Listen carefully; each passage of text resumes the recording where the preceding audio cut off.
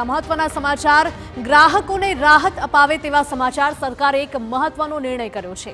ખાદ્ય તેલોની ડ્યુટીમાં ઘટાડો કરવામાં આવ્યો છે। કેન્દ્ર સરકારે ખાદ્ય તેલ પરની કસ્ટમ ડ્યુટી ઘટાડી છે। તેલના ભાવ ઘટાડવા કસ્ટમ ડ્યુટીમાં ઘટાડો કરવામાં આવ્યો। પામ તેલ, સોયાબીન તેલ અને સનફ્લાવર તેલના ભાવમાં ઘટાડો થયો છે। કસ્ટમ ડ્યુટી ઘટાડીને 10% કરી દીધી છે। ખાદ્ય તેલના ભાવ ઘટશે અને લોકોને હવે રાહત મળશે।